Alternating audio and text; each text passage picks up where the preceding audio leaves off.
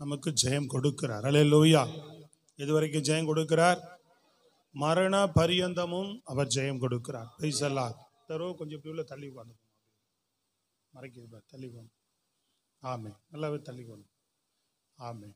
அவர் ஜெயம் கொடுக்கிற தேவன். Price the Lord. அல்லேலூயா. ஜெயம் சங்கீதம் 75:6 வசனம் சொல்லுகிறது, கிழக்கிலிருந்தும் மேற்கிலிருந்தும் ஜெயம் வராது அப்படின்னு சொல்லப்பட்டிருக்கு. எங்கிருந்து ஜெயம் வராது? இந்த பக்கம் இருந்து வருமா, இந்த பக்கம் இருந்து வருமா, நிறைய எதிர்பார்க்கிறோம் இல்லையா? ஜெயம் அப்படி வராது. ஜெயம் எங்கிருந்து வரும்? கர்த்தராலே, தேவனிடத்திலிருந்து. கைகளை தட்டி சொல்லுங்க அல்லேலூயா. Price the Lord. ஜெயம் எங்கிருந்து வருகிறது? தேவனிடத்திலிருந்து நமக்கு ஜெயம் வருகிறது. நிறைய நேரங்கள் அங்கிருந்து எனக்கு உதவி வருமா, இங்கிருந்து உதவி வந்துடுமா, இது மூலமா எனக்கு நன்மை நடந்துருமா அப்படின்னு சொல்லி என்ன செய்கிறோம்? தேடுகிறோம். ஆனா ஜெயத்தை தருகிறவர் ஆண்டவர். அல்லேலூயா. கிழக்கிலிருந்தும் மேற்கிலிருந்தும் ஜெயம் வராது, ஜெயம் தருகிறவர். ஆமென். அல்லேலூயா. தேவனாய கர்த்தர். அப்ப யாருக்கு ஜெயம் தருகிறார் அப்படின்னு சொன்னா தெரிந்து கொள்ளுங்க. தெரிந்து கொள்ளப்பட்ட பிள்ளைகள், தேவனால் தெரிந்து கொள்ளப்பட்ட பிள்ளைகள். யாருக்கு? நீங்கள் நானும் யாரு? சத்தமா சொல்லுங்க. தேவனாலே நாம் தெரிந்து கொள்ளப்பட்டவர்கள். அந்த விசுவாசம் உங்களுக்கு இருக்க வேண்டும். நான் தேவனால் தெரிந்து கொள்ளப்பட்ட ஒரு நபர் அப்படின்னு. ஆமாவா இல்லையா? ஆமா. அப்ப தேவனால் தெரிந்து கொள்ளப்பட்டவர்களை, தெரிந்து கொள்ளப்பட்டவருடைய வாழ்க்கையில தேவன் என்ன செய்கிறார்? ஜெயம் தருகிறார். தெரிந்து கொள்ளப்பட்டவர் வாழ்க்கையில தெரிந்து கொள்ளுங்க, எவ்வளவு போராட்டங்கள் வரலாம். அல்லேலூயா. நிறைய போராட்டங்கள் வரலாம், தடைகள் வரலாம், சத்துருக்குடைய எதிர்ப்புகள் வரலாம், வரும். அல்லேலூயா. நிறைய போராட்டங்கள் வரும், எதிர்ப்புகள் வரும், தடைகள் வரும். ஆனா தெரிந்து கொள்ளப்பட்டவருடைய வாழ்க்கையில இவைகள் எல்லாவற்றிலும் இருந்து கர்த்தர் பாதுகாத்து என்ன செய்வார்? ஆண்டவர் ஜெயத்தை கட்டளையிடுவார். Price God. அல்லேலூயா. அவர் தெரிந்து கொண்டதினால, தேவன் நம்மை தெரிந்து கொண்டிருப்பதினால விளங்கிக் கொள்ளணும். உங்க வாழ்க்கையில நிறைய காரியங்கள் வரும், போராட்டங்கள் வரும், பிரச்சனைகள் வரும், நெருக்கங்கள் வரும், தேவையற்ற விஷயங்கள் வரும். ஆனா நீங்க தெரிந்து கொள்ளப்பட்ட நபராயிருப்பதினாலே தேவன் கூட இருந்து என்ன செய்வார்? அவர் தொடர்ந்து ஜெயத்தை தருவார், தொடர்ந்து வெற்றியை தருவார். அதை நீங்க விசுவாசிகள், தேவ பிள்ளைகள் அது உணர வேண்டும். ஆண்டவர் சொன்னார், நீங்கள் என்னை தெரிந்து கொள்ளவில்லை. அல்லேலூயா. நாம் அவரை தெரிந்து கொள்ள, அவர் நம்மை தெரிந்து கொண்டார். சொல்லுங்க கைகளை உயர்த்தி. யார் தெரிந்து கொண்டது? சர்வ லோகத்தையும் படைத்தவர், சர்வ சிருஷ்டிக்கும் எஜமானனாய் இருக்கிற தேவனாய கர்த்தர் உங்களையும் என்னையும் தெரிந்து கொண்டிருக்கிறார். அல்லேலூயா. அவர் தெரிந்து கொண்டார். அதனால தெரிந்து கொள்ளப்பட்டவருடைய வாழ்க்கையில நிறைய காரியங்கள் வரலாம், ஆனாலும் கர்த்தர் என்ன செய்வார்? கூட இருந்து பிரைஸ் தி லார்ட். அல்லேலூயா. வெற்றியை தருவார், ஜெயத்தை தருவார். அதான் நம் கர்த்தராகி எது வரைக்கும் அப்படின்னா கடைசி வரைக்கும் இந்த பூமியில ஓடி முடித்து மரித்து நாம ஆண்டவராய் இயேசு வரும்போது மறுரூபமாக்கப்பட்ட அவர் முன்பாக நிற்கிற வரைக்கும் நமக்கு அவர் ஜெயம் கொடுக்கிறவர். அல்லேலூயா. கடைசி வரை நித்தியத்தில் போய் அவரோடு கூட சேர்கிற வரைக்கும் நமக்கு ஜெயம் கொடுக்கிற தேவன் அவர். நம்மை அப்படி நடத்தக்கூடியவர். அல்லேலூயா. ஸ்தோத்திரம். அப்போ ஒரு 2-3 காரியங்களை, நபர்களை நாம் உதாரணமாக வைத்து நான் உங்களுக்கு சொல்லி ஜெபிக்க விரும்புகிறேன். தெரிந்து கொள்ளப்பட்ட தாவீதின் வாழ்க்கையில ஜெயம் வந்தது. எப்படி வந்தது அப்படின்னு தான் நாம் பார்க்க போகிறோம். இவர்கள் வாழ்க்கையில, சில நபருடைய வாழ்க்கையில தேவன் ஜெயம் கொடுத்தார். எப்படி ஜெயம் கொடுத்தார் அவர்கள் வாழ்க்கையில? தாவீது தெரிந்து கொள்ளப்பட்டவன் இல்லையா? 1 சாமுவேல் 16ஆம் அதிகாரம் 1வது வசனத்தை வாசிக்க பார்ப்போம். சொல்லுகிறது வாசிங்க. கர்த்தர் சாமுவேலை நோக்கி இஸ்ரவேலின் மேல் ராஜாவா இராதபடிக்கு நான் புறக்கணித்து தள்ளின சவுலுக்காக நீ எந்த மட்டும் துக்கித்துக் கொண்டிருப்பாய்? நீ உன் கொம்பை தைலத்தால் நிரப்பிக் கொண்டு வா. பெத்லகேமியனாகிய ஈசாயின் இடத்துக்கு உன்னை அனுப்புவேன். அவன் குமாரரில் ஒருவனை நான் ராஜாவாக தெரிந்து கொண்டேன். குமாரனில் ஒருவனை ராஜாவாக தெரிந்து கொண்டேன். 12வது வசனம் பாருங்க. 12-13. ஆள் அனுப்பி அவனை அழைப்பித்தான். அவன் சிமந்த மேனியும் அழகிய கண்களும் நல்ல ரூபமுள்ளவனாயிருந்தான். அப்பொழுது கர்த்தர், இவன்தான், நீ எழுந்து இவனை அபிஷேகம் பண்ணு என்றார். எழுந்து இவனை என்ன செய்ய? அபிஷேகம் பண்ணு. தேவன் தாவீதை தெரிந்து கொண்டார். அல்லேலூயா. அவ்வளவு பேர் மத்தியில நான் தெரிந்து கொண்ட நபர் இவன் தான். அப்படின்னு சொல்லுகிறார். அல்லேலூயா. அப்ப கர்த்தர் உலகத்துல எவ்வளவோ பேர் இருந்தால் நல்லா தெரிந்து கொள்ளுங்க, தேவன் உங்களை தான் தெரிந்து கொண்டார். இவ்வளோ பேர் இருக்கிறாங்க, சோத்திர அல்லேலூயா. எவ்வளோ ஜனங்க இருக்கிறாங்களே, இவங்கெல்லாம் ஆண்டவரை தேடுறாங்களா அப்படின்னா, கர்த்தர் இவர் இவ்வளோ பேர்களின் மத்தியில இப்படி இருந்த நம்மை தெரிந்து கொண்டாரே, இன்றைக்கு அவரை தெய்வமாய் ஆராதிப்பதற்கு, அவருடைய பிள்ளையாய் நான் இருப்பதற்கு அவரை என்னை தெரிந்து கொண்டாரு. அதை நாம் அறியணும். புரியுதா உங்களுக்கு? அப்போ அவ்வளோ பேர்கள் நடுவிலே கர்த்தர் உன்னை தெரிந்து கொண்டு உன்னை அபிஷேகித்து உன்னை ரட்சித்து தனக்காக தன்னுடைய பிள்ளையாக அவர் கர்த்தர் தம்முடைய சமூகத்தில் நம்மை அவர் அலங்கரித்து வைத்திருக்கிறார். அப்போ தொடர்ந்து அந்த தாவீதினுடைய வாழ்க்கையில அந்த வெற்றிக்கு ரகசியம் என்ன? வாழ்க்கையில பார்த்தீங்கன்னா நிறைய சத்துருக்களுடைய போராட்டங்கள், எதிர்ப்புகள், தடைகள் தெரிந்து கொள்ளப்பட்ட வாழ்க்கையில எவ்வளவு தாவீதினுடைய சம்பவம் உங்களுக்கு தெரியும், வாசித்திருக்கிறவர்களுக்கெல்லாம் இல்லையா? அவனுடைய தெரிந்து கொள்ளப்பட்ட நாள் முதல் கொண்டு அவனுடைய வாழ்க்கையில் எவ்வளோ காரியங்கள் வருகிறது. ஆனா ஒன்று கூட அவனை என்ன செய்யல, மேற்கொள்ளல, சத்துருடைய கையில விடல. தடைகள், பிரச்சனைகள், போராட்டங்கள் எதுலையும் கர்த்தர் கைவிடாதபடி ஜெயத்தை கொடுத்தே நடத்தி வந்தார். தொடர்ந்து அவன் வாழ்க்கையில வெற்றியோடு கூட அவன் ஓட்டத்தை முடிக்க பண்ணினார். தாவீதினுடைய வாழ்க்கையில மிக முக்கியமாக பார்த்தீங்கன்னு சொன்னா அவன் நல்ல துதிக்கிற வீரன் தெரியும். அதை விட அவனுடைய வெற்றிக்கு ஒரு பெரிய ரகசியம் அப்படின்னு சொல்லி நீங்க பார்த்தீங்கன்னு சொன்னா, தேவனிடத்துல விசாரித்து செயல்படுகிறவன். சொல்லுங்க, வெற்றியின் ரகசியம் என்ன? கர்த்தரிடத்துல விசாரித்து செயல்படுது. அதான் அவனுடைய ஜெயத்துக்கு காரணம். ஸ்தோத்திரம், அல்லேலூயா. இன்றைக்கு நம்ம வாழ்க்கையில நெருக்கங்கள் வரும்போது, தடைகள் வரும்போது, சத்துருடைய போராட்டங்கள் வரும்போது, அதை கடந்து போவதற்கு, அதை ஜெயித்து வாழ்வதற்கு நாம் கர்த்தரிடத்துல விசாரிக்கும் போது அவர் நமக்கு ஆலோசனை தருவார். அவன் கர்த்தரிடத்துல விசாரிக்கும் போதெல்லாம் தாவீதுக்கு தேவன் ஆலோசனை கொடுக்கிறார். அந்த ஆலோசனையினாலதான் அவன் எல்லா பகுதியிலையுமே தொடர்ந்து வெற்றி பெற்றுக்கிட்டே வருகிறான். நிறைய இடங்கள்ல அந்த காரியங்களை பார்க்க முடியும். 1-2 பகுதிகளை மாத்திரம் நாம் பார்ப்போம். 1 சாமுவேல் 23ஆம் அதிகாரம் 10-11 வசனத்தை வாசிக்க பார்ப்போம். 1 சாமுவேல் 23:10-11 வசனம். அப்போது தாவீது, இஸ்ரவேலின் தேவனாகிய கர்த்தாவே, இஸ்ரவேலின் தேவனாகிய கர்த்தாவே, சவுல் கேகிலாவுக்கு வந்து என் நிமித்தம் பட்டணத்தை அழிக்க வகை தேடுகிறான் என்று உமது அடியானாகிய நான் நிச்சயமாய் கேள்விப்பட்டேன். கேகிலா பட்டணத்தார் என்னை அவன் கையில் ஒப்பு கொடுப்பார்களோ? உம்முடைய அடியான் கேள்விப்பட்டபடி சவுல் வருவானோ? இஸ்ரவேலின் தேவனாகிய கர்த்தாவே, இஸ்ரவேலின் தேவனாகிய கர்த்தாவே, இதை உம்முடைய அடியானுக்கு தெரிவிக்க வேண்டும், இதை உமது அடியானுக்கு தெரிவிக்க வேண்டும் என்றான். அதற்கு கர்த்தர் அவன் வருவான் என்று சொன்னார். அல்லேலூயா. கையை உயர்த்தி நல்ல சத்தமா சொல்லு.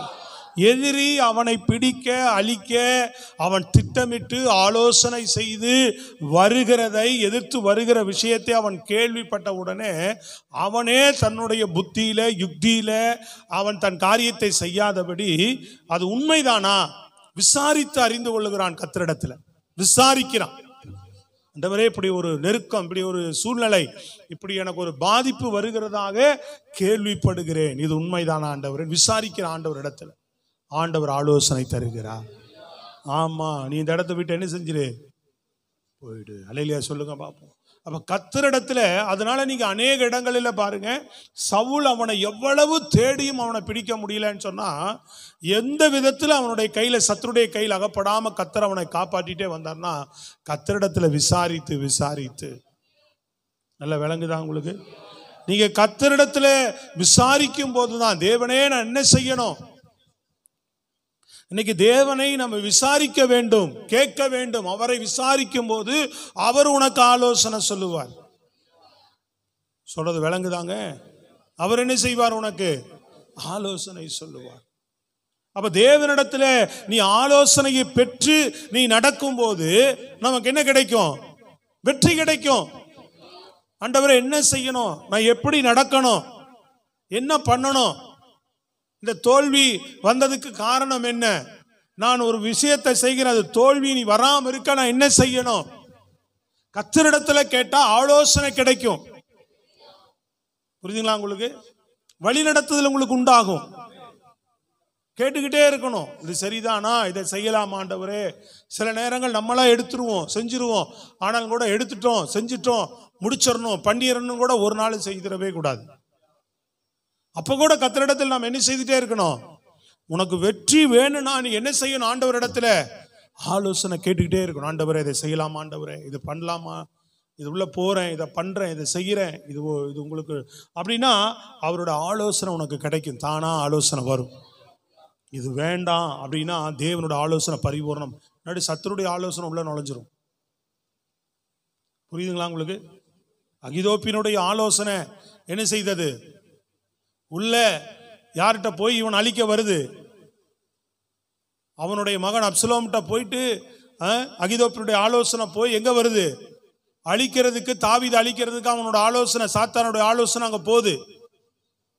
தாவீதை அறிந்து பாருங்க, கர்த்தர் சமூகத்தில் ஜெபிக்கிறான். இவன் தாவீதுக்கு நல்ல ஆலோசனை தருகிற தேவாவியை பெற்ற ஆண்டவர் என்ன பண்ணுகிறார்? உரியாவை அனுப்புகிறார். சத்தமா சொல்லுங்க அல்லேலூயா. அவன் போய் என்ன செய்கிறான்? சாத்தானுடைய ஆலோசனை அபத்தமாக்கி தேவனுடைய ஆலோசனை நிலைநிற்க பண்ணி தாவீதை கர்த்தர் அந்த இடத்திலும் காப்பாற்றுகிறார். நல்ல கைகளை தட்டி ஜோரா சொல்லணும். புரியுதா உங்களுக்கு? தெரியாது உங்களுக்கு எந்த மனுஷன் மூலமா, எந்த நபர் மூலமாக, ஏதாவது ஒரு காரியத்தின் மூலமாக சாத்தான் நமக்குள்ள மாம்சத்துக்கு சுயத்துக்கு இடம் கொடுக்கும்போது அவன் ஆலோசனை உள்ள வந்துடும். சொல்றது புரியுதுங்களா? அவர் ஆலோசனை கர்த்தர். அதனாலதான் நம்ம யாருடைய ஆலோசனையில் நடக்கணும்? அப்ப விசாரித்தாதான் நமக்கு ஆலோசனை தருவார். என்ன செய்யணும்னு, நீங்க என்ன பண்ணணும்? ஒரு காரியத்தையும் நான் என்ன பெருசா பண்றேன், நான் ஏதோ ஒரு கூலி வேலைக்கு போறேன், டெய்லி 200 சம்பாதிக்கிறேன், 500 சம்பாதிக்கிறேன், ஏதோ வரேன், இருக்கிறத சாப்பிட்டு வெந்ததை சாப்பிட்டு விதி வந்தா சாகிற மாதிரி உட்கார்ந்துருக்கிறேன் நம்ம நினைக்கிறோம்.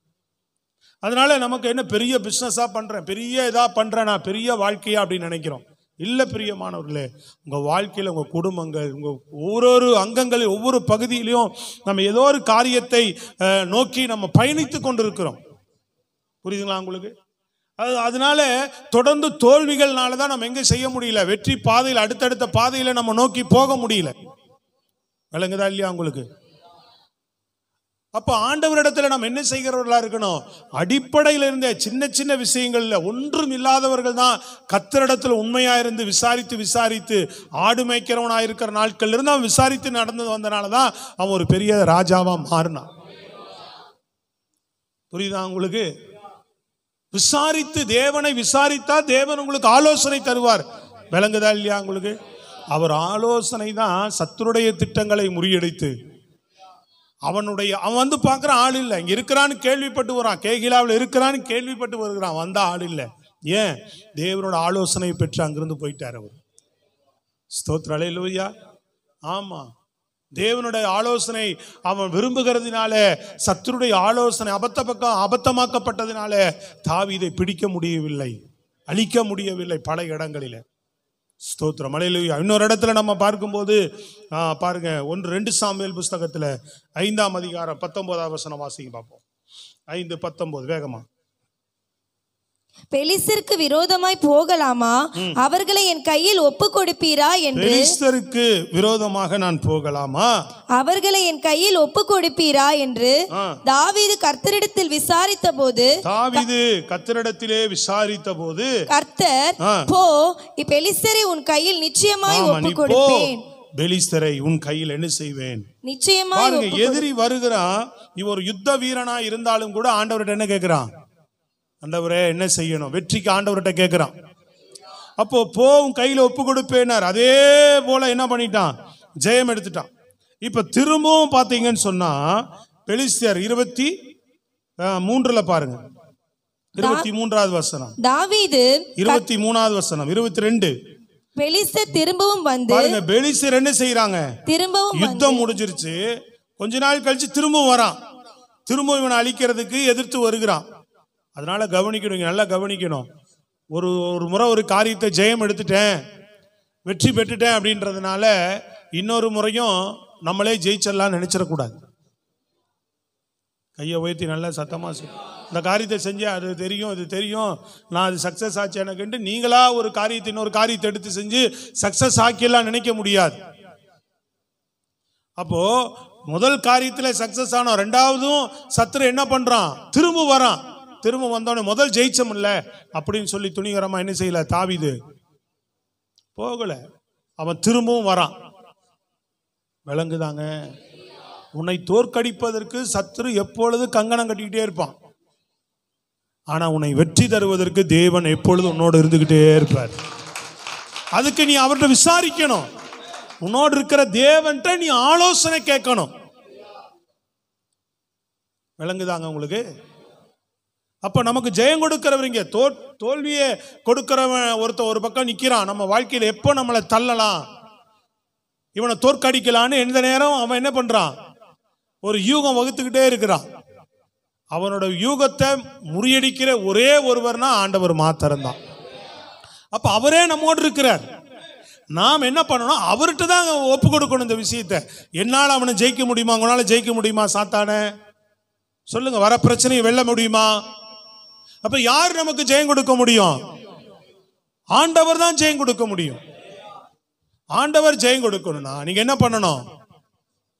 தேவன் இடத்துல, நம்மோடு இருக்கிற ஆண்டவர் இடத்துல, ஜெயம் கொடுக்கிற தேவன், ஜெயம் எடுத்த தேவன் நம்மோடு கூட இருக்கிறார்.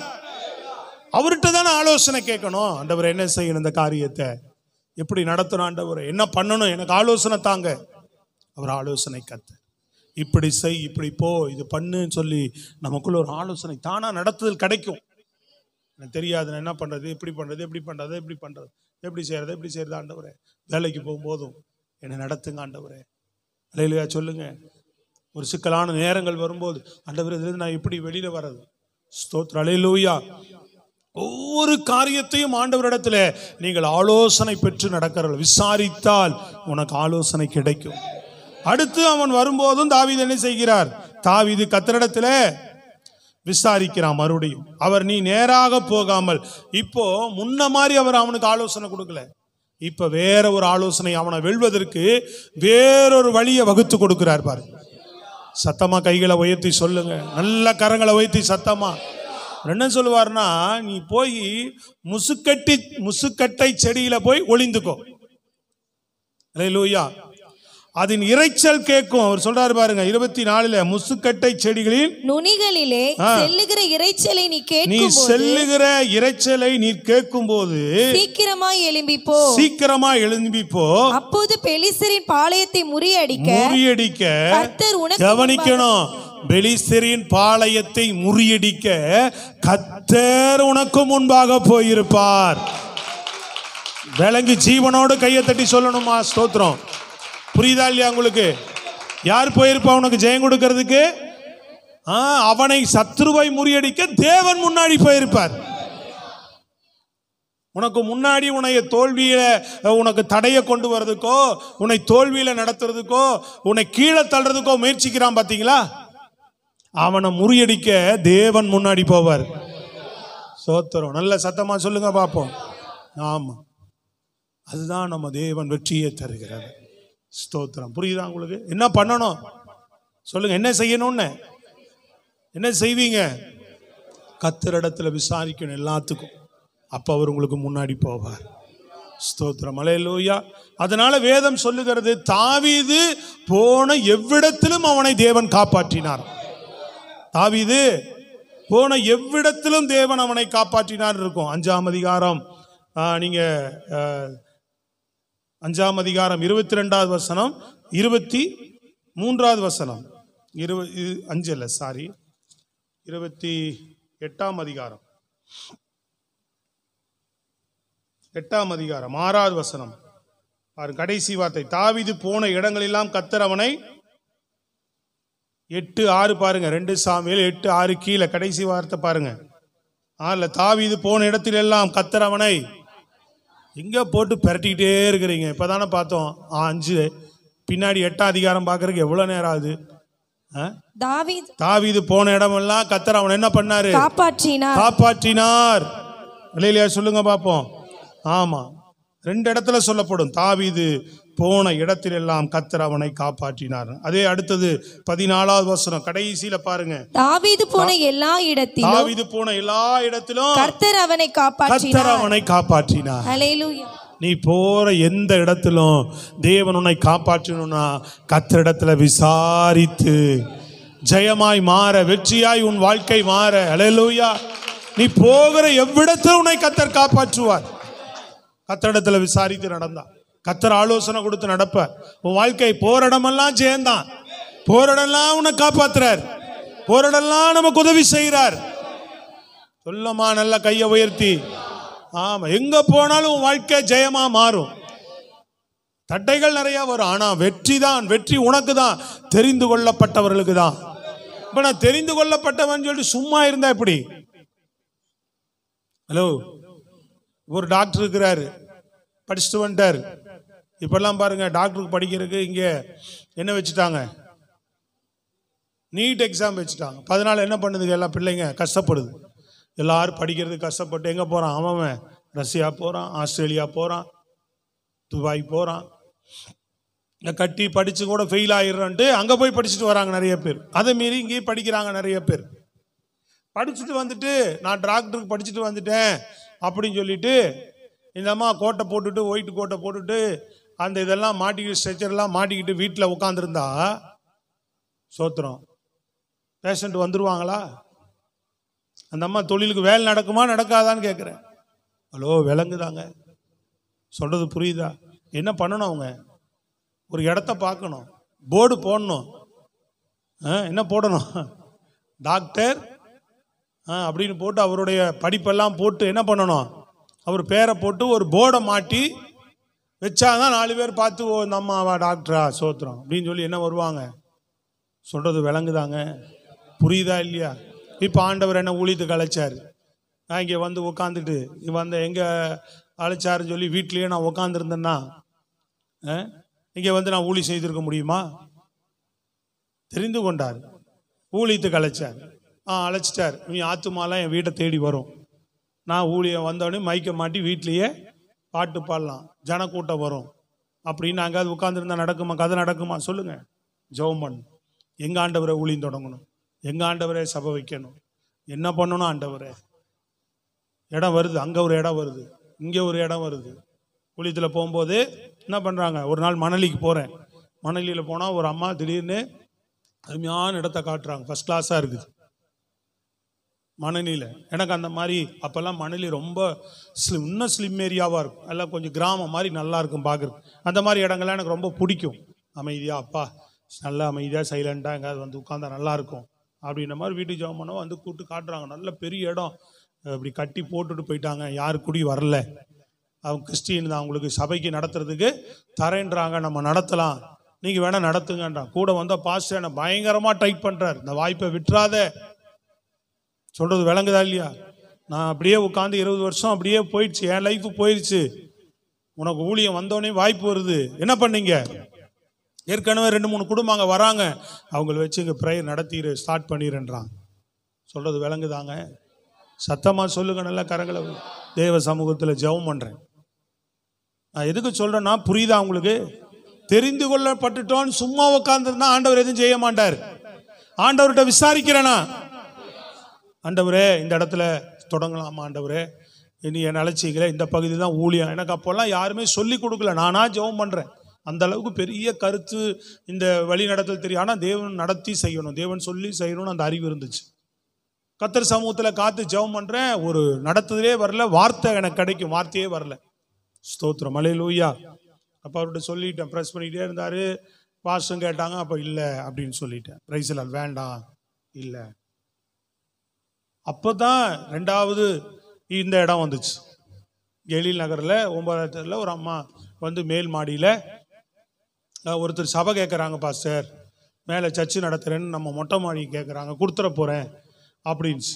கொடுக்கலான் இருக்கிறேன், ஆண்டவருக்காக ஏதாவது ஊழியம் நடக்கட்டுமே அப்படின்னு கொடுக்கலான் இருக்கிறேங்க போது பாஸ்டர் சத்தம் போடுறாரு அந்த அம்மாவை. என்னம்மா, இங்கே இவ்வளோ பேர் உட்காந்துருக்குறாங்க, ஊழியத்துக்கு ஃபுல் டைம் நம்ம சபையில் வந்து உட்காந்துருக்குறாங்க, யாருக்கோ தரேன்ற? இங்கே இருக்கிற பசங்களுக்கு கொடுத்தா கூட அவங்க என்ன செய்வாங்க, வந்து ஊழியம் பண்ணுவாங்கல்ல அப்படின்னு ஒன்று. அப்படியா பாஸ்டர், 3 பேர் இருக்கிறாங்க, யாரோ ஒருத்தர் கேளு, நடத்துனாங்கன்னா போய் நடத்தட்டும் அப்படின்னு சத்தம் போடுறாரு. ஆனால் அவங்க 2-3 பேர் இருந்தாலும் ஏன்ட்ட தான் வந்து 3 பேர் இருந்தோம் ஃபுல் டைமில். அப்போ ஏன்ட்ட வந்து கேட்குறாங்க, தம்பி நீ வந்து நடத்துறீங்களா ஐயா, அந்த மாதிரி சொல்கிறாங்க அப்படின்னாங்க. நான் ஜெபம் பண்ணுறேன் சிஸ்டர், சொல்கிறேன் அப்படின்னு. நமக்கு ஆர்வம் தான், உடனே எங்கேயாவது ஊழியம் தொடங்கணும்னு ஆர்வம் தான். அப்போ ஜெபம் பண்ணிட்டு பாஸ்டர் கூப்பிட்டு, அப்போ பாஸ்டர்கிட்ட கூப்பிட்டு போனாங்க. பேசும்போது சொல்கிறேன் அப்படின்னு சொல்லி ஜெபம் பண்ணிட்டு, ஜெபம் பண்ணுறேன். சரிங்க ஜெபம் பண்ணியா அப்படின்னாரு. சரிங்க பாஸ்டர் அப்படின்னு. அப்போ ஜெபம் பண்ணிட்டு ஒரு நாள் கிட்டத்தட்ட ஒரு மாதம் கடந்து போயிடுச்சு. எனக்கு என்ன ஜெபம் பண்ணேன்னா, ஒரு நடத்தல் வருது, வார்த்தை கிடைக்குது, ஒரு திருப்தி இருக்குது. இவரே திரும்பவும் பாஸ்டே வாய் திறந்து என்கிட்ட கேட்கணும். அது வரைக்கும் நான் சொல்ல மாட்டேன்னு அமைதியாக இருக்கிறேன். கிட்டத்தட்ட ஒரு மாதம் ஆயிடுச்சு. அது வரைக்கும் பொறுமையாக இருந்தேன். சோத்திரம் விளங்குதாங்க. தேவனுடைய நடத்தல் நம்ம தெரிந்து கொள்ளணும். கர்த்தர் ஆலோசனை தந்து தெளிவாக நடத்துவார். ஒரு மாதம் எப்பவுமே ரெகுலராக. அப்போ 3வது வாரம் பாஸ்டர் வெளியில் ஊழியத்துக்கு எங்காவது போவார். வெளி சபைகளுக்கு, ஏசு நம்மோட ஐக்கியங்களுக்கு செய்தி கொடுக்க போவார். கவனிக்கிறீங்களா? பாதி தூக்கத்தில் இருக்கிறீங்களா? என்னம்மா பாதி தூக்கத்தில் இருக்கிறதே கை வைத்து சொல்லுங்க பாப்பா. எல்லாரும் சத்தமாக சொல்லலாம். அல்லேலியா. அப்படியே சொல்றது தேவனுக்கு மகிமையை செலுத்துறது. கெஞ்சி கூத்தாடி வாங்கக்கூடாது. அல்லேலூயானா என்ன அர்த்தம்? தேவனுக்கு மகிமை செலுத்துகிற வார்த்தை. சத்தமா நல்லா சொல்லுங்க பாப்போம். சகோதரிகள் நல்லா, பிள்ளைங்க உற்சாகமா. ஆமா, ஸ்தோத்திரம். இப்படியாவது கண்ணு வெளிச்சுக்குவீங்கன்னு கேட்குறேன். ஆதி தூக்கத்தில் கேட்டால் செய்தி விளங்காது. ஸ்தோத்திரம். நல்ல வெளிச்சு கேட்கணும். வேலை போய் பாதி தூக்கத்திலே செஞ்சுன்னா, இப்படி தூங்கிட்டே வேலை செஞ்சுட்டு இருக்கிறேன், என் வேலை உருப்படுமா, வெளியில் போன்றான் வேலைக்காரன். அங்கே போய் வெளிச்சு நல்லா ஆடி பாடி வேலை செய்கிறோம்.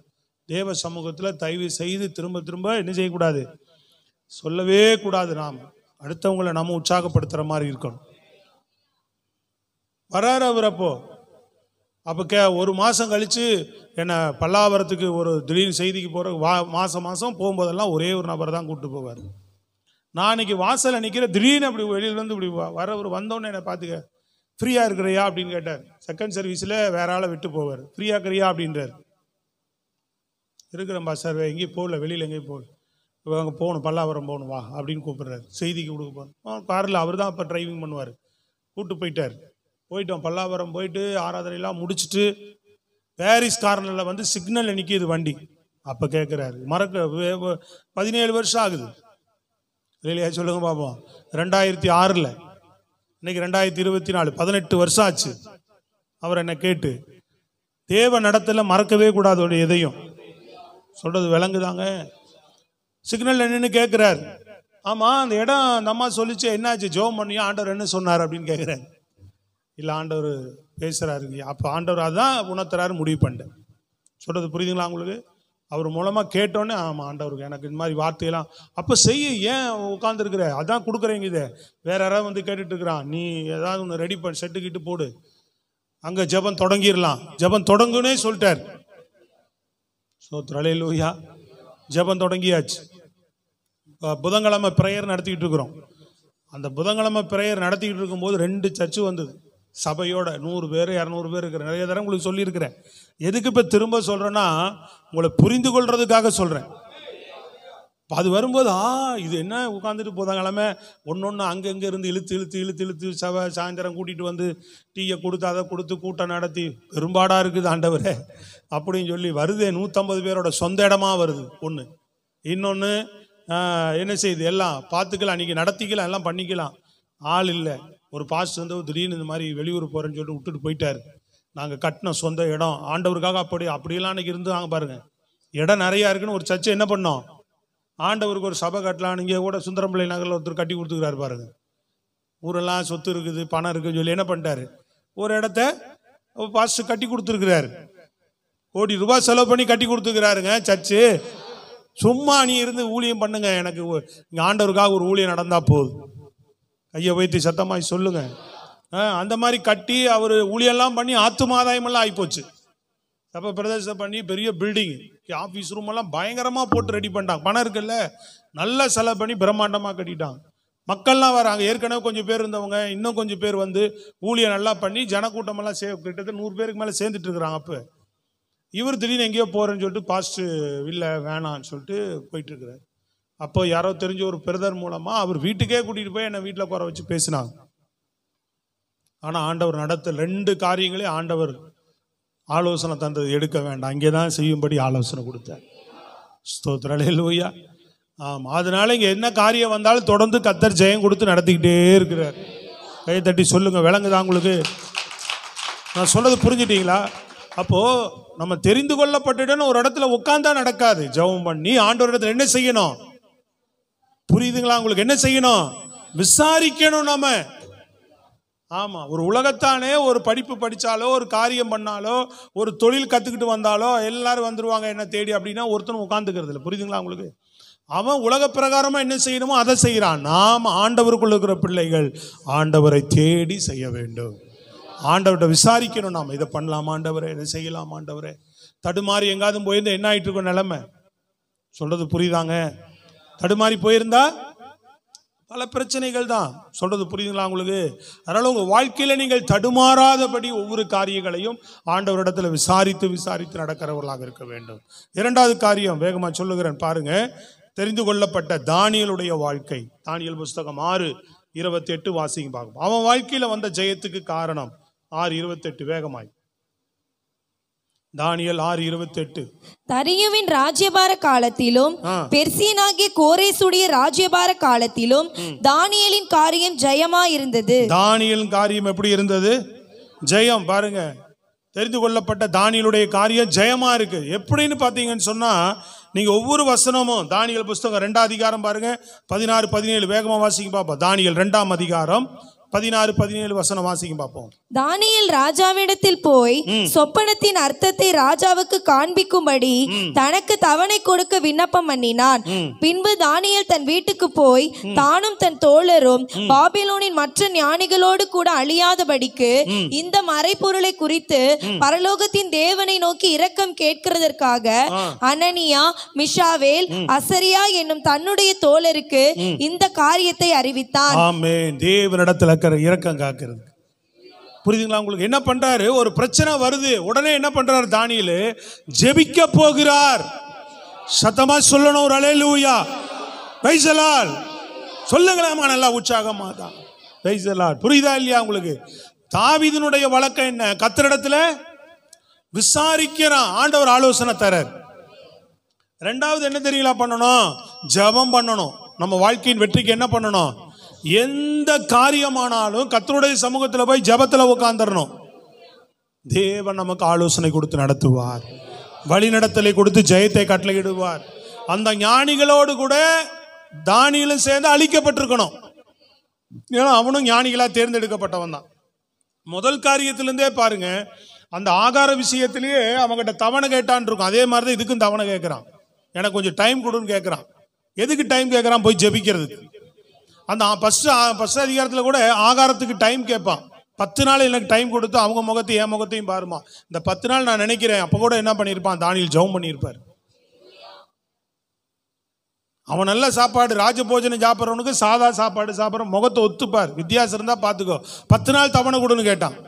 இந்த 10 நாள் உட்காந்து தானியேல் ஜெபிச்சிருப்பான்னு நினைக்கிறேன். சொல்றது விளங்குதாங்க? தானியேல் புஸ்தகத்தில் எங்க பாத்தீங்கன்னாலும் ஜெபம் ஜெபம் ஜெபம். அவருடைய வெற்றிக்கு ஒரே காரணம். 9ஆம் அதிகாரம் 21 பாருங்க. 9:21 வேகமா. 9:21. அப்படி நான் ஜெபம் பண்ணி கொண்டிருக்கும் போது. இரண்டாவது என்ன பண்ணிட்டு இருக்கிறார் அவரு? ஜெபம் பண்ணி. நான் முதல் பார்த்தோம் 2ஆம் அதிகாரம் ஜெபம், 9ஆம் அதிகாரம் ஜெபம். சரிங்களா? 6ஆம் அதிகாரத்துல பாருங்க 6:10 பாருங்க. 6:10. தானியேலோ வென்றால் அந்த பத்திரத்துக்கு கையெழுத்து வைக்கப்பட்டது என்று அறிந்த போதிலும் தன் வீட்டுக்குள்ளே போய் தன் மேல் அறையில எருசலேமுக்கு நேராக பல கனிகள் திறந்திருக்க அங்கே தான் முன் செய்து வந்தபடியே தினம் 3 வேளையும் தினமும் 3 வேளையும் தன் தேவனுக்கு முன்பாக முழங்கால் படியிட்டு ஜெபம் பண்ணி ஸ்தோத்திரம் செலுத்தினான். கைகளை உயர்த்தி நல்ல சத்தமா சொல்லுங்க. தேவனுக்கு முன்பாக முழங்கால் படியிடுகிறவன், கர்த்தர் சமூகத்தில் ஜெபிக்கிற ஆளுடைய வாழ்க்கை ஜெபமே ஜெயம் என்று சொல்லப்பட்டிருக்கிறது. ஜெபம் தான் உனக்கு அடுத்தது ஜெயம். தெரிந்து கொள்ளப்பட்ட நபர் என்ன பண்ணணும்?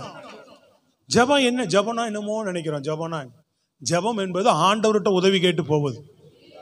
ஜெபம் என்பது என்ன? இன்னொரு பக்கம் தாவீது என்ன பண்றான்? ஒவ்வொரு பிரச்சனையிலும் ஆண்டவர்கிட்ட ஆலோசனை கேட்கிறான். ஆண்டவரே என்ன செய்யணும்? கூட இருக்கிறவர் ஆலோசனை தரார்.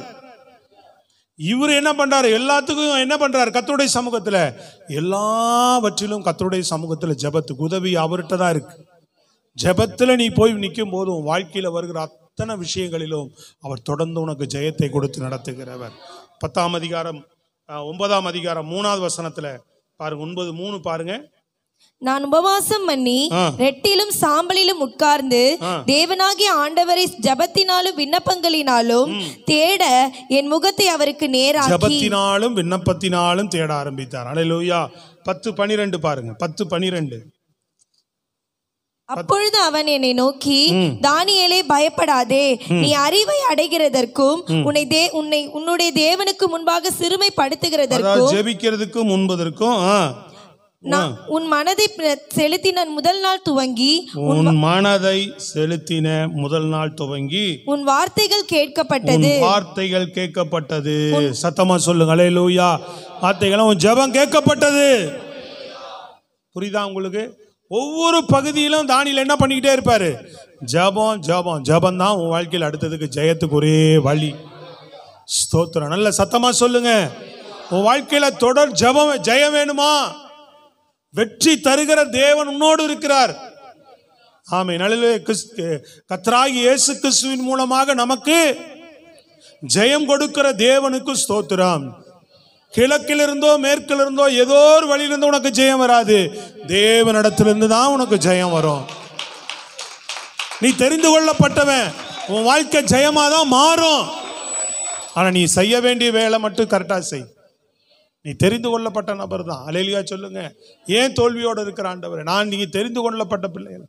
இந்த விஷயத்துல தோல்வி, பொருளாதாரத்தில் இன்னும் தோல்வியோடு இருக்கிறேன், குடும்ப பிரச்சனையில் தோல்வி, அதுல தோல்வி, இதுல தோல்வியோடு இருக்கிறேன். நீ இனிமேல் கர்த்தர்ட்ட எல்லாத்தையும் ஒழுங்கா விசாரி. கர்த்தர் சமூகத்தில் இன்னும் ஜெப வாழ்க்கை அதிகப்படுத்து. உன் வாழ்க்கையில வெற்றி ஆண்டவர் கொண்டு வருவார். சொல்றது விளங்குதாங்க? நிறைய பேர் இது சீரா செய்யறது இல்லை. ஒரு பக்கம் ஜெபம் பண்ணா ஜெபத்தோட விட்டுருவாங்க, ஆண்டவர்கிட்ட விசாரிக்க மாட்டாங்க. ஜெபம் பண்ணினாலும் விசாரிக்கணும். விசாரிக்கிற அனுபவம் இருந்தாலும் ஜெபம் பண்ற அனுபவம் இருக்கணும். ஸ்தோத்திரம். அல்லேலூயா. இந்த அனுபவங்கள் தான் உன் வாழ்க்கையில வெற்றியின் பாதையில உன்னை நகர்த்தி கொண்டு போகும். தேவன் கூட இருந்து உன்னை என்ன பண்ணிட்டே இருப்பாரு? உலகத்துல என்ன உண்டுன்னு சொல்லிட்டாரு. சத்தமா சொல்லுங்க. என்ன உண்டு? ஒத்தர உண்டு. ஏகப்பட்ட தடைகள், அது இது உலகத்துல எல்லாம் வரும். ஆனால் கர்த்தர் உன்னோடு இருந்து, அதுக்கு தான் நீ இதை செய்துட்டே இருக்கணும். உன்னை வெற்றி கொடுத்து நடத்திக்கிட்டே இருப்பார். உன்னோடு வந்து ஜெயம் கொடுத்து எது வரைக்கும்? இந்த உலகத்துல முடிஞ்சு மறுஜென்ம வாழ்க்கையில வந்து உன்னை எழுப்புகிற வரைக்கும் அவர் உனக்கு ஜெயம் கொடுத்துக்கிட்டே இருப்பார். அந்த அதிகாரமே அதான் சொல்லும் இல்லையா? மரணத்தை ஜெயமாக விரும்பினவர் அவர். ஸ்தோத்திரம். அல்லேலூயா. உனக்கும் மரணத்தையும் ஜெயமாக மாற்றி அமைத்து மறுஜென்ம வாழ்க்கையில் நித்தியத்தில் உன்னை கொண்டு போய் சேர்க்கிற வரைக்கும் உன் வாழ்க்கை ஜெயந்தான். ஸ்தோத்திரம். அல்லேலூயா. ஆமா. அப்போ நம்ம இதை நம்ம செய்யறது தவறு தான் பிரச்சனை. எத்தனை பேர் கிரமமா டெய்லி நான் ஜெபிக்கிறேன், விடைவிடாமல் ஜெபிக்கிற தானியேல் எப்படி? இடைவிடாமல் 3 வேளையும் தேவனுக்கு முன்பாக முழங்கால் படியிட்டு கர்த்தரை தினமும் எழுந்து கர்த்தர் சமூகத்தில் முழங்கால் படியிட்டு கர்த்தரை ஸ்தோத்திரம் பண்ணி கர்த்தர் சமூகத்தில் தினமும் தவறாம ஜெபிக்கிறேன். யாரு? கையை வைத்து சொல்லுங்க பாப்போம். 7 மணி வரைக்கும் தூங்குற அல்லேலூயா சொல்லுங்க. 7 மணி வரைக்கும் தூங்குறாளெல்லாம், 8 மணி வரைக்கும் தூங்குறாளெல்லாம் ஒரு அல்லேலூயா சொல்லுங்க. பொய் சொல்லக்கூடாது, ஆண்டவர் வார்த்தை சொல்லுது இல்லை. 8 மணி வரைக்கும் தூங்குறாள் அல்லேலூயா சொல்லுங்க பாப்போம். 7க்கு இல்லை 9. அப்போ தப்பா கேட்டணும். 9 மணிக்கு தான் தெரியல. சோத்திரம். அல்லேலூயா. விளங்குதா இல்லையா உங்களுக்கு? நம்ம எழும்பணும். எழும்பி கர்த்தர் சமூகத்தில் ஜெபிக்கிறேன். உங்களை இன்னொருத்தர் ஜெபம் பண்ணுறதுக்கு எலும்பு ஜெபம் பண்ண நீ இப்படி எழுந்து வந்து ஜெபம் பண்ணி என்ன பண்ண போற? சொல்லு. மாறணும். இதெல்லாம் தேவன் அறிந்த பிறகு தேட கற்றுக்கொள்றது நல்லது. சொல்லுங்க. அல்லேலூயா. நீ வளர்ந்தோடனே சாப்பிட கற்றுக்கொண்டுட்டியா இல்லையா? நீயே போட்டு இப்போ நீ யாராவது போட்டு தருவாங்கன்னா உட்காந்துருக்குற. சொல்றது விளங்குதாங்க? வளர்ந்தோடனே என்ன பண்ணிட்டோம்? பசிச்சா போய் சாப்பிட்டுற. இப்போ உனக்கு தேவை இனிமேல் என்னன்னு தெரிஞ்சு போச்சு. வெற்றி வாழ்க்கைக்கு என்ன தெரிஞ்சிருச்சு? ஜெபந்தான் தெரிஞ்சு போச்சு. ஜெபந்தான் ஜெயம் தெரிஞ்சு போச்சு. தேவனை தெரிஞ்சுக்கிட்ட. காலைல எந்திரிச்சு யாரும் சொல்லக்கூடாது.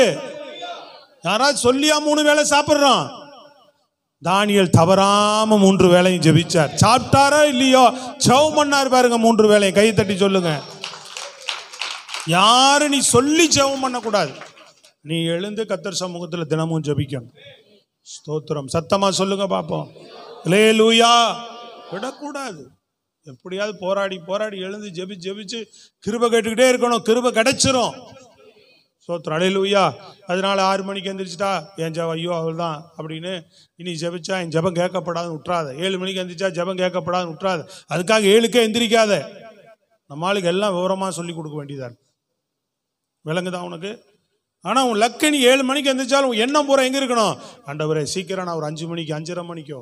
ஏன்னா வீட்டு வேலை செய்கிறவங்களுக்கு வீட்டு வேலை ஒன்றும் இல்லைன்னா காலையில் 4 மணிக்கு கூட எந்திரிக்கலாம். வீட்டிலே இருக்கிறவங்க ஏதாவது வேலைக்கு போகிறோன்னா ஆண்டவரே 5:30 மணிக்காவது 5:30 மணிக்காவது அட்லீஸ்ட். புரியுதா உங்களுக்கு? நான் எந்திரிக்கணும், சீக்கிரம் எந்திரிச்சு ஜபிக்கணும். இப்படி எழுந்து நான் வேலைக்கு ஒரு வேளை எழுந்து ஜபிக்காமே நீ வேலைக்கு ஓடிட்டீங்கன்னா அந்த அன்னைக்கெல்லாம் துக்கம் இருக்கணும் உனக்கு இருதயத்து. ஆண்டவரே இது சரியில்லை, நான் ஜபிக்கணும் இருதயம் சொல்லிகிட்டே இருக்கணும். சொல்றது விளங்குதாங்க? அப்படி நீ சொல்லி அந்த எண்ணம் தான் ஆண்டவர் அந்த எண்ணத்தை பார்த்து உனக்கு கிருபை தருவார். கிருபை தந்து உன்னை ஜபிக்க வைப்பார். அப்போ வாழ்க்கை ஜெயமா மாறும். சாதாரண அதை நல்லா கவனித்துக் கொள்ளுங்க. நான் சொல்ற வாழ்க்கையை கிறிஸ்துவ வாழ்க்கையை பொறுத்து ஜெயம் சொல்றேனே. சாதாரண எல்லாரும் ஜெயம் எடுத்துட்டு தான் இருக்கிறான். அவன் பணம் வச்சுக்கிறான், பொருள் வச்சுக்கிறான், வண்டி வச்சுக்கிறான், கார். ஆனால் அது இல்லைங்க. அதெல்லாம் தேவன் கொடுக்காதது. அதில் எதுலையுமே சந்தோஷமோ நிறைவோ அது உண்மையான ஜெயமே கிடையாது. ஸ்தோத்திரம், அல்லேலூயா. சொல்றது புரியுதுங்களா? தேவனால நடத்தப்படுகிற ஒரு அனுபவம் பார்த்தீங்களா? அது மகிமையான அந்த அனுபவத்தில் போய் பாருங்க, அப்போ தெரியும். நாங்கள் அனுபவிச்சு பேசுறது சும்மா ஏதோ அந்த உலக பிரகாரமாக அரிச்சிக்கப்பட்ட வெளியில் போனால் நான் அப்படியே அச்சு மாறாமல் அப்படியே வாழ்கிறேன். ஏங்க நானும் மனுஷன்தான், அவனும் மனுஷன்தான் வெளியில். ஆனால் எனக்கு அவனுக்கு நிறைய வித்தியாசம் இருக்குது. சொல்றது புரியுதுங்களா? வாழ்க்கையில் நிறைய மாற்றங்கள் இருக்குது. அந்த மாற்றங்களோடு கிறிஸ்துவ வாழ்க்கையில் நம்ம பயணிக்கிற பார்த்தீங்களா, அந்த வாழ்க்கையை நீ அனுபவிக்க முடியும் கிறிஸ்துவுக்குள்ள. நான் சொல்றது நல்லா விளங்குதா உங்களுக்கு?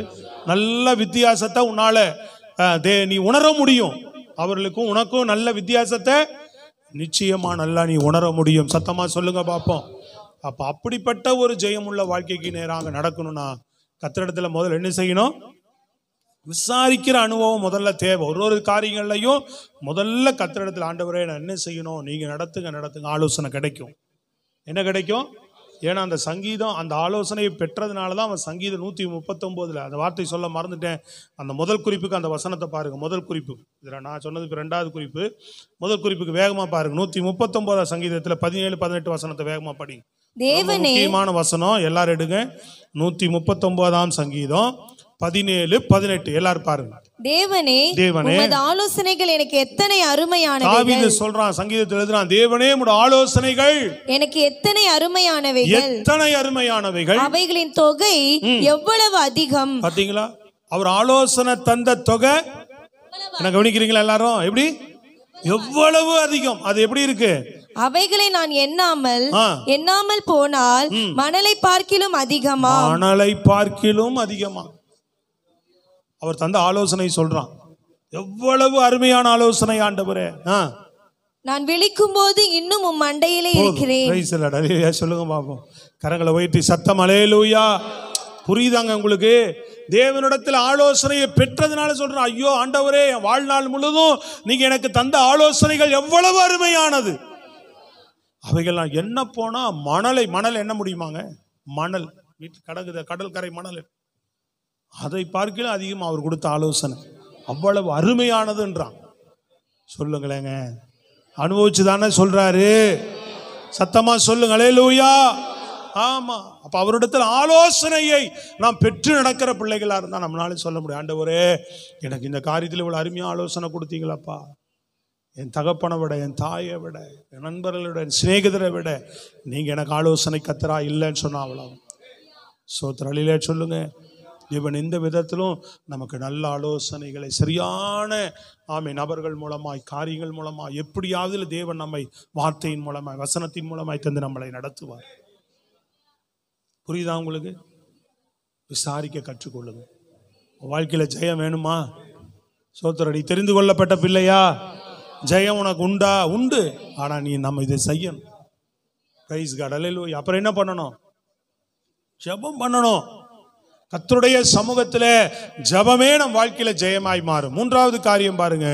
யோசேப்பு தேவனால் தெரிந்து கொள்ளப்பட்டவன், அவன் வாழ்க்கையில ஜெயம் இருந்தது. யோசேப்பு தேவனால் தெரிந்து கொள்ளப்பட்டவன், அவன் வாழ்க்கையில் இருந்தது ஜெயம். ஆதியாகமம் 42 எல்லாரும் எடுத்து பாருங்க அந்த வேத பகுதியை. 39 43 வரைக்கும் வேகமா வாசிங்க பார்ப்போம். ஆதியாகமம் 42 39 43 வரை. 38ஆம் அதிகாரம் பாருங்க. அப்போ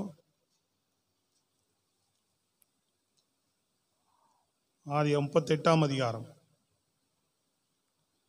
38ஆம் அதிகாரம் சாரி 38 இல்லை 39ஆம் அதிகாரம் 40 சாரி 41 ஒரு நிமிஷம் இருங்க.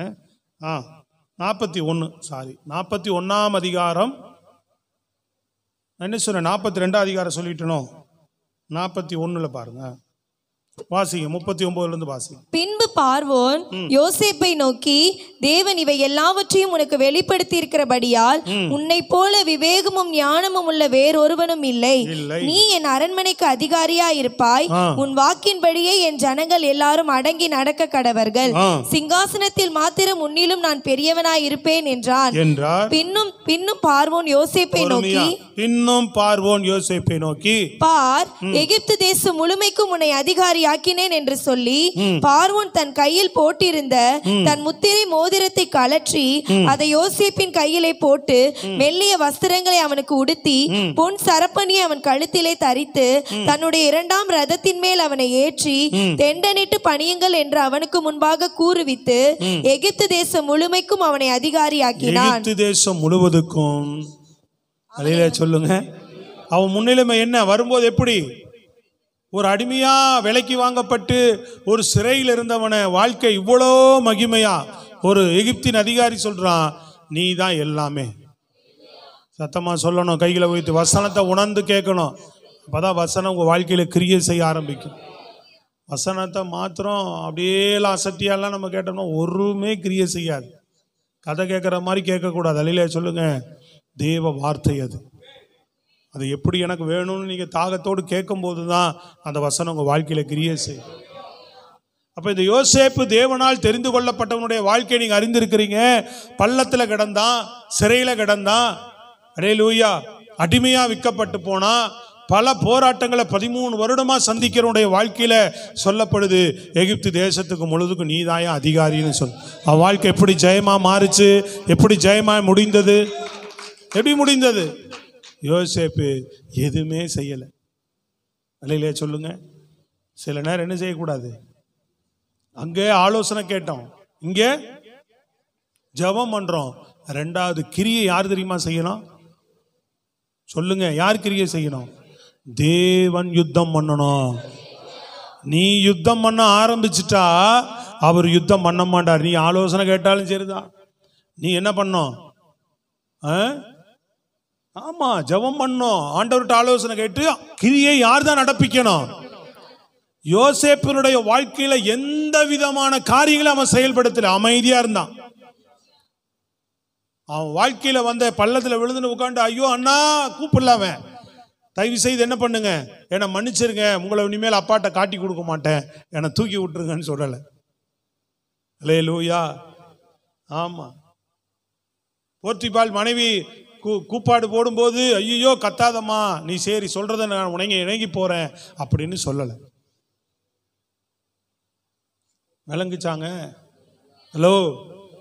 ஆமா, சிறைக்குள்ள உட்காந்துட்டு ஐயோ இப்படி இருக்குதே என் நிலைமை அப்படின்னு சொல்லி என்ன பண்ணல, போறவங்க வரவனுக்குலாம் அட்ஜஸ்ட்மெண்ட் பண்ணி எப்படியோ லைஃப்பை ஓட்டிடலான்னு நினைக்கலாம்.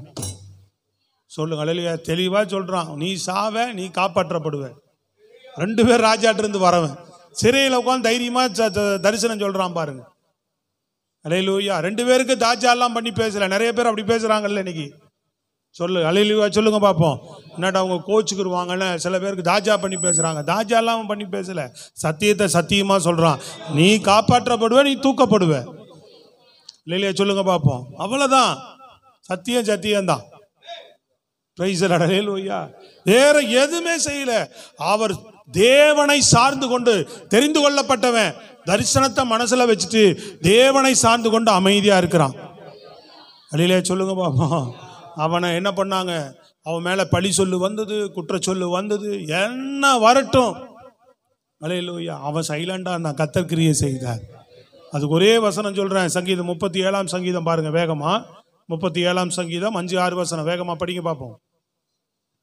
சங்கீதம் 37:5-6. உன் வழியை கர்த்தருக்கு ஒப்புவித்து அவர் மேல் நம்பிக்கையாயிரு. அவர் மேல் நம்பிக்கையாயிரு. அவரே காரியத்தை வாய்க்க பண்ணுவார். அவரே காரியத்தை வாய்க்க பண்ணுவார். உன் நீதியை வெளிச்சத்தை போலவும், நீதியை வெளிச்சத்தை போலவும், நியாயத்தை பட்ட பகலை, நல்லா பாருங்க அந்த வசனத்தை, உன் நீதியை வெளிச்சத்தை போலவும், நீதியை வெளிச்சத்தை போலவும், நியாயத்தை பட்ட பகலை போலவும், நியாயத்தை பட்ட பகலை போலவும் அவர் விளங்க பண்ணுவார். புரியுதா உங்களுக்கு? அம்மா விளங்குதா? நீ யுத்தம் பண்ணணும்னு நினைச்சா அவர் கிரியை செய்ய முடியாது. நீ உன் காரியத்தை கர்த்தருக்கு ஒப்புவித்து அமைதியார். அழிலே சொல்லுங்க பாப்போம். எதிர்ப்புகள், சில போராட்டங்கள், சில தேவையற்ற வார்த்தைகள், காரியங்கள் எல்லாத்துக்கும் என்ன பண்ணோம்? ஸ்தோத்திரம் பண்ணிட்டு ஆண்டவர்கிட்ட அமைதியா இருக்கு. தேவனை சார்ந்து கொண்டு அமைதியா இருந்தார். நிறைய இடங்கள்ல சொல்லிக்கிறார், யுத்தம் உங்களுடைய இதுல, நீங்க சும்மா இருங்கள், நான் யுத்தம் பண்ணுவேன். நம்ம நீதியை அவர் விளங்க பண்ணணும்னா, நியாயத்தை அவர் விளங்க பண்ணணும்னா, தேவன் தான் யோசேப்பினுடைய நீதியை, நியாயத்தை, அவன் நீதியா இருந்து உண்மையா இருந்து தரிசனத்தோட தேவன் தெரிந்து கொள்ளப்பட்ட அழைப்புல அவன் பத்திரமா ஆண்டவர் சமூகத்துல சார்ந்து ஆண்டவரே ஏற்ற வேளையில கிரியை செய்வார். அமைதியா பேசாம இருக்கிறான். சிறைச்சாலையில கொறணும், வழிய வந்து வாடான்னு கூப்பிட்டு குளிக்க வச்சு நல்ல ட்ரெஸ் போட்டு ராஜ அரண்மனையில கொண்டு போய் நிப்பாட்ட வச்சு அங்க ஆண்டவர் அருமையான ஒரு காரியத்தை அவனுக்கு வெளிப்படுத்தி ஒரு நொடியில அவன் நினைச்சு பார்க்காத வாழ்க்கையை ஆண்டவர் மாத்தி விட்டார். அவனுக்கு செய்ய வேண்டியது நிறைவேறி முடிஞ்சிருச்சு. தெரிந்து கொள்ளப்பட்டவர்கள் வாழ்க்கையில மிக முக்கியமாக கவனித்துக் கொள்ளுங்க. அதுல உன்னை எதற்காக தெரிந்து கொண்டாரோ அதை அவர் நிறைவேற்றி முடித்தே தீர்வார். அதான் முக்கியம். ஒவ்வொருவரை தெரிந்து கொள்ளப்பட்டதுக்கு ஒரு முகாந்திரம் உண்டு, ஒரு நோக்கம் உண்டு. நோக்கம் இருக்கா இல்லையா? நீ தெரிந்து கொள்ளப்பட்ட நபர், உன்னை குறித்த ஒரு நோக்கம் இருக்கு. மிக முக்கியமான நோக்கம், உன்னை உன்னதத்துக்கு கொண்டு போகணும், பரலோகத்துக்கு கொண்டு போகணும், நித்தியத்துக்கு கொண்டு போகணும். இந்த பூமியில் அது வரைக்கும் பிசாசும் கூட எவ்வளவு போராடினாலும் நீங்க வாழ்வாதாரம் பண்ணணும், சாப்பிடணும், நல்ல இடத்துல இருக்கணும், வேலை செய்யணும், ஜெபிக்கணும், ஆவிக்குரிய வாழ்க்கையில் நிலைநிக்கணும், குடும்பம், பிள்ளைகள், அடுத்த சந்ததி, அடுத்தவர்களை தேவனுக்குள்ள வழி நடத்துகிற அனுபவம், எல்லாவற்றுக்கும் கர்த்தர் உனக்கு உதவியாக நின்று கொண்டே இருப்பார். கைகளை தட்டி சொல்லுங்க அல்லேலூயா. அத்தனையில ஜெயம் கொடுத்து உன்னை தெரிந்து கொண்ட முகாந்தரத்தை நிறைவேற்ற நித்தியத்துக்கு கொண்டு போய் சேர்க்கிற வரைக்கும் உன்னை விட மாட்டார் ஆண்டவர். நீ செய்ய வேண்டியதை ஒழுங்கா செய்யணும். ஆண்டவர்கிட்ட விசாரிப்பது, தேவ சமூகத்தில் ஜெபித்து நடப்பது, கர்த்தரை சார்ந்து கொண்டு அமைதியா இருப்பது, நீதியோடும் நேர்மையோடும் உத்தமத்தோடும் யோசேப்பு இருந்தான். நீதிய நேர்மை உத்தமம் இருக்கணும். அடையிலே சொல்லுங்க. ஆமா, இல்லைன்னா சரிப்படுத்திக்கணும். இருந்தா அந்த அதுல நிலை நின்று நீங்க கர்த்தரை சார்ந்து கொண்டு இருந்து பாருங்க, கர்த்தரும் வாழ்க்கையில ஜெயத்தை கொண்டு வருவார். ஊனு கத்துறது, கூப்பாடு போடுறதோ, சண்டை போடுறதோ, வாக்குவாதம் பண்றதோ, நீ செயல்படுறதோ, நீ பேசுறதோ எதுவுமே உன் வாழ்க்கையில ஜெயத்தை கொண்டு வராது. தேவ பிள்ளைனா நீ உத்தமமா, நீதியா, உண்மையா தேவனை சார்ந்து கொண்டு அமைதியா இருந்தா உன் நீதியை வெளிச்சத்தை போல, உன் நியாயத்தை பட்ட பகலை போல தேவனாய கர்த்தர் விளங்க செய்ய வல்லவராயிருக்கிறார். ஸ்தோத்திரம், அல்லேலூயா. கடைசியா ஒரு நபரை சொல்லி ஜெபிக்கிறேன். பேதுரு வாழ்க்கையில ஜெயத்துக்கு காரணம் என்ன? அல்லேலூயா. யாருடைய வாழ்க்கை? பேதுருடைய வாழ்க்கை. பேதுருடைய வாழ்க்கை எப்படி இருந்தது? என்ன கவனிங்க. எப்படி இருந்தது? எப்படி இருந்தது? தோல்வியா இருந்தது. இயேசு கிறிஸ்து சிலுவைக்கு போற வரைக்கும் அவருடைய வாழ்க்கை என்னது? போயிட்டு வந்து உயிர் தெழுந்து தரிசனமாகும் போதும் அவர் வாழ்க்கை எப்படிதான் இருக்குது? தோல்வியில சரிஞ்சு கிடக்கிறார். யாரு ஆனா அவரு? முதல் குறிப்பு என்ன? முதல் என்ன தலைப்பு என்ன? சத்தமா சொல்லுங்கம்மா. என்ன யோசனை வார்த்தை தெரிந்து ஒன்றும் நடக்க போறது இல்லை. தெரிந்து கொள்ளப்பட்டவன் யாரு? தெரிந்து கொள்ளப்பட்டவன். ஆனா எப்படி இருக்கிறான் வாழ்க்கை? தோல்வியில கிடக்கிறான். அல்லேலூயா. இன்னைக்கு நிறைய பேர் இது மாதிரி தெரிந்து கொள்ளப்பட்டும் தேவனை மறுதலிச்சு பின்மாற்றத்தில் என்னதான் ஆண்டவர் பேசினாலும் என்னதான் இடைப்பட்டாலும் ஒண்ணுமே விளங்காம நிறைய நேரங்களில் பின்மாற்றத்தில் தோல்வியோட கூட கிடக்கிறோம். கிறிஸ்துவ வாழ்க்கையில தோல்வியோட கூட கிடக்கிறோம். ஸ்தோத்திரம், அல்லேலூயா. தோற்று போய் கிடக்கிறாங்க நிறைய பேர். காரணம் என்ன சொல்லுங்க பாப்போம். சரி, இவர் இப்படி தோல்வியில் இருந்து இவர் வாழ்க்கை ஒரு பெரிய டர்னிங் பாயிண்ட் மாறி பெரிய வெற்றியா பேதுருடைய வாழ்க்கை மாறிடுச்சு இல்லையா? தோல்வியில் இருந்த வாழ்க்கை வெற்றியா மாறிச்சு. வெற்றியா மாறுறதுக்கு காரணம் என்ன சொல்லுங்க பாப்போம். யாராவது ஒருவர்? ஜெபம். சொல்லுங்க. ஜெபம். சொல்லுங்கம்மா, உங்களுக்கு 100 ரூபா பரிசு தரேன். கரெக்டாக சொல்லிட்டீங்கன்னா 100 ரூபா நிஜமாவே தரேன்.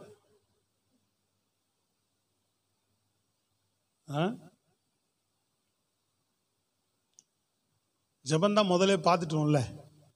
ஸ்தோத்திரம், அல்லேலூயா. என்னாட்டி ஜெபத்திலேயே பேதுருவை சேர்த்துட்டு இருப்பேன். அவர் ஜெபிச்சவர் தான். புரியுதுங்களா உங்களுக்கு? நல்லா கவனிங்க. அவர் தோல்வியில் அதுக்கு முன்னாடி அவர் ஜெபமெல்லாம் அப்புறம் தான் பண்ணார் இல்லையா? அவர் தோல்வியில் சரிஞ்சு கிளந்து வந்த மனுஷன் அவர் எழும்பி நிற்கிறதுக்கு ஒரே ஒரு காரணம், வசனத்தை உணர்ந்தார். சொல்றது புரியுதுங்களா? மத்தேயு 26 அந்த வசனத்தை படிங்க, 26:75 படிங்க. இவர் வெற்றிக்கு ஒரே காரணம் இந்த ஒரே வசனம் தான். படிங்கப்பா வேகமா. 26 எல்லாரும் எடுத்துக்கொள்ளுங்க. மத்தேயு 26:75. அப்பொழுது பேதுரு சேவல் கூவுகிறதற்கு முன்னே நீ என்னை 3 தரம் மறுதலிப்பாய் என்று இயேசு தன்னிடத்தில் சொன்ன வார்த்தையை நினைத்துக்கொண்டு, தேவன் சொன்ன வார்த்தையை நினைத்துக்கொண்டு வெளியே போய் மனம் கசந்து அழுதான். சத்தமா ஒரு அலையிலையா சொல்லுங்க பாப்போம். தேவன் சொன்ன வார்த்தையை நினைத்து, தேவன் சொன்ன வார்த்தை இது ஜீவன் வல்லமை உள்ளது. சத்தமா சொல்ல என்ன ஜீவன் வல்லமை உள்ளது? ஒரு அல்லேலியா வரவே மாட்டேங்குது. வசனம் எப்படிப்பட்டது? ஜீவனும் வல்லமை உள்ளது, உயிர்ப்பிக்க கூடியது, உன்னை தூக்கி நிறுத்தக்கூடியது வசனம். அப்போ இந்த வார்த்தை அவன் உணர்ந்ததுனால இன்னைக்கு நிறைய பேர் கிறிஸ்துவ வாழ்க்கையில தோற்று போய் விழுந்து கிடக்கிறவர்களுக்கு நான் சொல்லுகிறேன், நல்லா கவனிங்க. வசனத்தை நீங்க எந்த நேரத்தில் எந்த நிலையில நீங்க விழுந்து கிடந்தாலும் பரவாயில்ல, ஆண்டவருடைய வார்த்தையை நினைச்சு தெரிந்து கொள்ளப்பட்டதையும் கர்த்தர் வார்த்தை, ஆண்டவரே தேவனுடைய வார்த்தையெல்லாம் இப்படி இருக்கு, நானும் மறுதளிச்சு, நானும் பின்வாங்கி போய், நானும் அவிசுவாசம் உள்ளவனாக, புத்தியினமாக பேசி, புத்தியினமாக நடந்து, ஆண்டவரே இன்றைக்கு எங்கேயோ கிடக்கிறனே அப்படின்னு தேவனுடைய வார்த்தையை நீங்கள் எந்த நொடியில் ஒரு மனுஷன் நினைக்கிறானோ, கர்த்தருடைய வசனத்தை எந்த நொடியில் அவன் இருதயத்தில் ஏற்றுக்கொள்ளுகிறானோ, அந்த நொடியிலே உன்னை கீழே விழத்தள்ளின சத்துரு அது விழுந்து போகும், நீ எழுந்து நின்றுவ. எந்த நிலையில் இருந்தாலும் சரிதான். ஸ்தோத்திரம், அல்லேலூயா. அடுத்த நொடியிலே நீ எழுந்துருவ. நீ வசனத்தை உன் இருதயத்தில் எப்போ வாங்குறையோ அப்போ சாத்தான் உன்னை தோல்வியில் நடத்தின சாத்தான் விழுந்துதான் ஆகணும் உன் இருதயத்தில். அதனாலதான் வசனத்தை வாங்கணும், உணரணும். வசனத்தில் அதிகமாக உணர்வுகள் நமக்கு தேவை. உன் வெற்றியின் வாழ்க்கைக்கு பெரிய ரகசியம் என்ன தெரியுங்களா? அடுத்தது வசனங்களை உணர்வது. சத்தமா சொல்லுங்க அல்லேலூயா. நீ தோல்வியில துவண்டு கிடக்கும் போதெல்லாம் வசனத்தை நினைவு. ஆண்டவரே உங்க வசனங்கள் இப்படி இருக்கப்பா, உங்க வார்த்தைகள் இப்படி இருக்கு ஆண்டவரே. நான் என் வாழ்க்கையில் இதில் தவறி இருக்கிறதுனால தான் இந்த தோல்வி இருக்கலாம், நான் இதில் மீறி இருக்கிறதுனால தான் இந்த காரியம் எனக்கு தோல்வியாக இருக்கலாம். இதெல்லாம் நான் சரிப்படுத்தி கொள்கிறேன் ஆண்டவர், இதெல்லாம் நான் என் வாழ்க்கையில் ஒழுங்குபடுத்தி கொள்கிறேன். எத்தனை பேர் இதை உணர நம்ம ஆயத்தமாக இருக்கிறோம்? நீ உணர்ந்து வசனத்துக்கும் வாழ்க்கையை ஒப்பு கொடுக்கிற அந்த நொடியிலேயே அந்த வாழ்க்கையில ஜெயம் வரலன்னா, நீங்க என்ன சில பேர் சொல்லுவாங்கல்ல, ஏண்டான்னு கேளுங்க இல்லையா? சொல்லுங்க, நான் சொல்றேன் உங்களுக்கு, தேவ வார்த்தைக்கு அவ்வளவு வலிமை உண்டு. உன்னை தோல்விகள் நடத்தின பிசாசு விழுந்து போவான். கர்த்தர் உன்னை வெற்றியின் பாதையில் நடத்துவதற்கு அவர் வார்த்தை உண்மை உள்ளதாக இருக்கிறது. அவர் வசனம் உன்னை உயிர்ப்பித்து விடும், அவர் வசனம் உன்னை நடத்தி விடும். அல்லேலூயா. சத்தமா சொல்லுங்கடல்ல. தேவனிடத்துல உணரணும், கேட்கணும். ஆமென், அல்லேலூயா. வசனத்துக்கு, தேவனுடைய வார்த்தைக்கு மீறி தேவன் சொன்ன வார்த்தையை நினைத்து, அதான் தேவனுடைய வார்த்தையிலிருந்து நான் எதுல மீறி இருக்கிறேன், இதுதான் காரணமா இருக்கலாம் ஆண்டவரே, இதுதான் காரணமா இருக்கும், இதுக்கெல்லாம் காரணம் இதுதான் இருக்கும். இல்லையா? சொல்லுங்க பாப்போம். சொல்றது எத்தனை பேருக்கு புரியுது? இது உன்னை வெற்றியின் பாதையில நடத்தும். இந்த ஒரு வார்த்தை மாத்திரம் அவர் நினைக்கலைன்னா என்ன ஆயிட்டு பாரு அவரு. அதுக்கப்புறம் தான் அவருக்கு ஜெபாபிஷேகமே கிடைக்குது. நிறைய பேர் தோல்வியில் கிடக்கிறவன், பின்மாற்றத்தில் கிடக்கிறவன், எத்தனை பேர் ஜெபிக்கிறான்? சொல்றது விளங்குதா இல்லையா?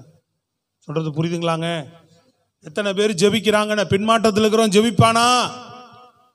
அதுக்கப்புறம் தான் ஜெபிக்கிறார், அதுக்கப்புறம் தான் அபிஷேகம் பெறார், அதுக்கப்புறம் தான் சுவிசேஷம் சொல்றார், அதுக்கப்புறம் தான் கிறிஸ்துவுக்காக பாடுகளை சகிக்கிறார். முழுசும் வெற்றியோடு கூட ஊழிய தேவனுக்காக ஓடி ஓட்டத்தை முடித்தவர். கைகளை தட்டி நல்லா சொல்லணும். சொல்றது எத்தனை பேர் புரியுது? பிரைஸ் தி லார்ட், ஹல்லேலூயா. நல்ல சத்தமா சொல்லுங்க பாப்போம். பிரியமான தேவனுடைய பிள்ளைகளே, தேவன் நமக்கு ஜெயம் கொடுக்கிறவர். ஹல்லேலூயா. கிழக்கிலிருந்தும் எங்கிருந்து வரும்? ஹல்லேலூயா. யாருக்கு? ஆமென், ஹல்லேலூயா. எது வரைக்கும்? ஆமா, பிரைஸ் தி லார்ட். நாம் என்ன செய்யணும்? அதுதான் முக்கியம். அவர்கிட்ட விசாரித்து நட, சமூகத்தில் ஜெபம் பண்ணி நட, அவரை சார்ந்து நட. ஹல்லேலூயா. அவர் வார்த்தை உணர்ந்து நட, உன்னை வெற்றியோடு நடத்துவார். சொல்லுங்க, எப்படி நட? அவரிடத்துல விசாரித்து நட, ஜெபித்து நட, தேவனையே சார்ந்து நட. நாலாவது, உணர்ந்து நட. வசனத்தில் இருதயத்தில் உணர்ந்து நட. உன் வாழ்க்கை வெற்றி தான். சாத்தா விழுந்துரும். ஹல்லேலூயா. எழும்பி நிற்போமா? கர்த்தருக்கு ஸ்தோத்திரம். ஹல்லேலூயா. நன்றி ஆண்டவரே. அதான் அந்த வசனத்தை